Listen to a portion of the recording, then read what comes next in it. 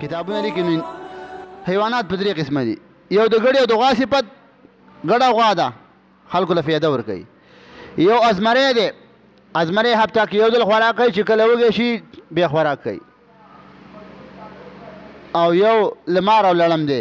نو وایي د مار او لړم صفت په ځان کې مه راوله د مار بچی مه جوړېږه چکونه مه لګوه خلک دنه تنګ دي د الله نبي په یو ځای کې ناست یو جنازه لاړه الله نبي د خلکو نه تپوس وکړو دا سړی څرنګه دی په د الله نبي ویلې مستریح المستراح منه یا خو دا سړی د دنیا نه په امن کې شو په دنیا په غم کې اخته و ښه کار وشو بس زندګي ښه تېره کړې ده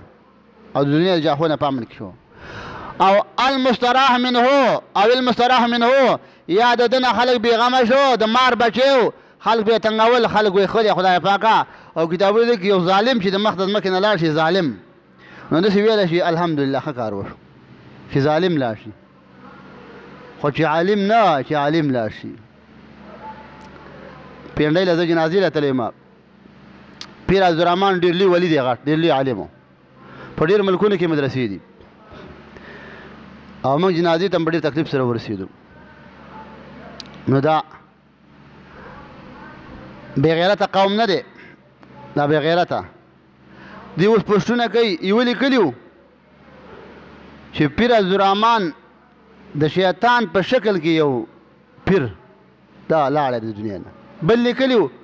جهنم ته ورسېده پنپیرین بېغیرته او بل لیکلي وو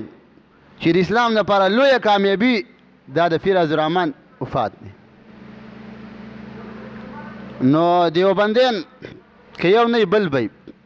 او په عامه دنیا باندې انشاءالله د دې تسلط دی دا خبرې چې داسې غلطې خبرې دي نو خبره موږ د معاشرې کوله د الله نبي د شپې را پاڅېد تهجدو ته عایشه بیبي وایي زما د خوا نه پاڅېده په مزه مزه په خیبله کړپ نه کوي شور نه کوي وایي زما سترګې اوچتې شو چې خیر مې وکړو د الله نبي دی ما چې د الله نبي ولې دومره غلی او دومره په ارام او په خیم دی په خیبلی ویلی شی بیبي ځکه کړپا نه کومه داسې نه چې ستا خوب خراب شي دا د الله نبي تعلیمات دي حضرت علي رضی دروازه جوړوله اینګر ته ویل چې دروازه ماله جوړې په خپل کور کې دروازه جوړه که او بیا یې ماله راوړه داسې نه چې دروازه جوړې او د الله نبي ته دلته تقریب رسېږي او د رضا کې نو دا دروازه ما دلته مه جوړه هلته به دروازه جوړې ما ته چې کله خپل کار کوو نو مسلمانانو ته څومره تکلیف رسوو نو د مسلمان صفت دا دی چې دا به بل مسلمان ته تکلیف دپاره باعث نه جوړېږي په لاره کې په کور کې په تجارت کې په هره طریقه سره خو د بل مسلمان دپاره ضرر به دې نه جوړېږي دا د مسلمان صفت دی پیغمبر صلی الله علیه وسلم د صحابه حالات د امام ابو حنیفه یو شاګرد دی عبدالله بن مبارک کتابونه لیکي د هغه د کور خوا د یو یهودي و د هغې داسې اخلاق و چې یهود نسوارا هغه به څه شولو د دې د اخلاقو نه مطمئن شولو ایمان به یې راوړ نو عبدالله بن مبارک ته چا ویل دا کور خرڅې هغه یهودي ته چا ویل دا کور خرڅې ویل ویل په څو روپۍ باندې ویل په 2000 درهمه باندې نو بیا ورته یو سړي ویل چې ستا دا کور په دې علاقه کې مارکیټ 1000 روپۍ دی په 2000 دا کور ولې خرڅې ویل او ما ته هم دا پته ده چې مارکیټ 1000 روپۍ دی په 2000 دا کور ځکه خرڅوم یهودي ورته وایي چې زما خواته ګاونډي عبدالله ابن مبارک دی هغه یهودي و که نه او دا مسلمان و ویل که د دې نه زه کډه وکړم او بل ځای ته زه لاړ شم نو ما ته داسې ګاونډي نه میلاویږي یعنې کافره د ده د ګاونډ نه څه مطمئن و نو داسې ګاونډ موږ تېر کړو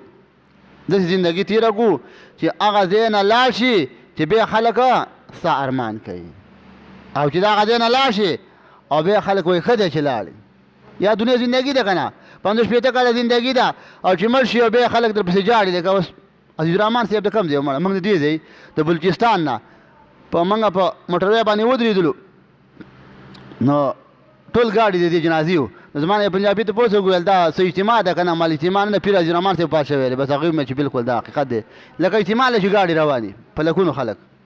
نو پیر عزیز الرحمن د دې ځای نه موږ د بلوچستان نه دا د بار ملکونو نه ډېر خلک راغلی دا ولې په ده کې دین و که نه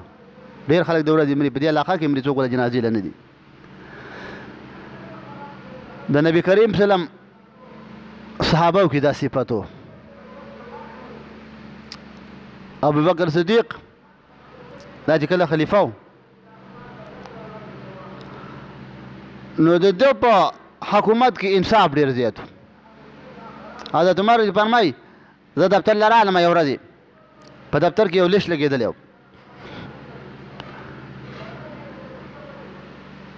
چې پلانکي ځای کې یو مجبوره خلک دی د هغې خدمت څوک کوي نوم یې ورته لیکلی و پلانکي ځای کې حاجتمند دي د هغې خدمت به څوک کوي هغې ته یې هم نومونه لیکلي وو خو یو خدمت و چې هغې ته نوم نه و یو بوډۍ ښځه ده د هغې یو څو کاره دي بوډۍ په کور کې څوک نشته دی هغې له د ګودر نه اوبه راوړل یو د بوډۍ د کور صفایي کول دوه او بوډۍ له لوښي وینځل د دې د کار لپاره څوک تیار دی نو حضرت عمر پاڅېده چې دا کار به زه کوم حضرت عمر سړیتوب او د هغه بهادري او د هغه جرأت او د هغه قام د هغه قبیله او وایي د بوډۍ ښځې خدمت به زه کوم موږ او تاسو خو په کمزورو باندې په حاجتمندو باندې ظلمونه کوو په غریبانو د هغې حقونه وو چې کله د زړه بلاس په غریبانانو باندې وباسو غلطې خبرې هم کوو د عذابونه چې اوس دي که نه دا ولې اصل وجه دا ده که نه د الله نبي له یو صحابي راغی د الله نبي د الله د غصې نه به مې څوک بچ کړي د الله نبي ورته ویلي په مخلوق باندې غصه مه کوه